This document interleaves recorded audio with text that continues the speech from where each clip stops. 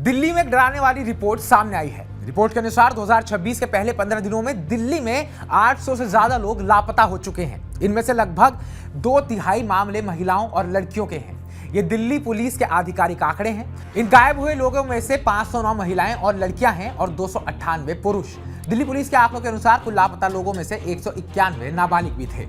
दिल्ली में कई जगहों पर लोग खुद कहते हैं रात में वहां मत जाना, और ये सिर्फ अफवाहें नहीं बल्कि पुरानी नई घटनाओं और लोगों के अनुभवों पर आधारित है। आइए इन खतरनाक जोनों की सच्चाई जानते हैं, लेकिन याद रखें ये इलाके हर समय खराब नहीं होते, पर रात में सावधानी बरतना बहुत जरूरी है। नमस्कार, मैं उत्कर्ष प्रताप सिंह और आप देख रहे हैं टीवी 9 भारतवर्ष।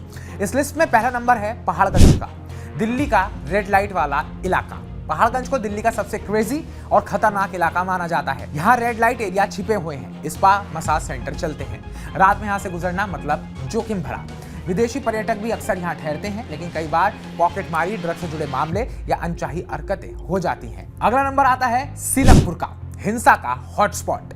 पूर्वी दिल्ली का इलाका सबसे ज्यादा हत्याओं और लूटपाट के लिए बदनाम है। 2025 में ही यहाँ 2-3 किशोरों की चाकू मारकर हत्या की खबरें आई, जैसे 15 साल के करण और 17 साल के कुणाल। 2020 के दंगों का केंद्र भी यही था। गैंगवॉर, चाकूबाजी और गरीबी से जुड़े अपराध। रात में यहाँ अकेले घूमना बहुत जोखिम भरा हो सकता है। तीसरे नंबर पर आता है दिल्ली का सदर बाजार और सदर इलाका, चोरी का अड्डा। यहाँ सबसे ज्यादा पर्स, बैग, मोबाइल और गाड़ी छीनने की घटनाएं होती हैं। बाजार की भीड़ में कोई भी आपका सामान झपट कर भाग सकता है। घनी भीड़ यहाँ पर है, छोटी गलियां हैं और आसानी से आप यहाँ टारगेट बन सकते हैं।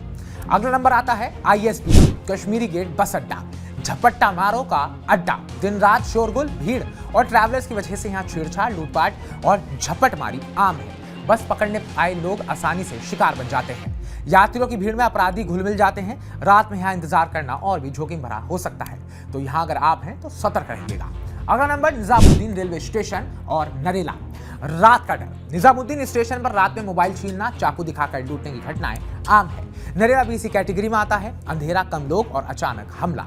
ट्रेन, बस से उतरकर यहाँ पर लोग अकेले जाते हैं तो लोग उन्हें फॉलो कर लूट लेते हैं। अगर आप भी अकेले जा रहे हैं तो सावधानी बरतिए और सावधान रहिए। NCRB की 2023 की रिपोर्ट में महिलाओं के खिलाफ अपराधों में दिल्ली में 5.7% की कमी आई थी, लेकिन शहर अभी भी महिलाओं के लिए सबसे असुरक्षित मेट्रो शहर माना जाता है।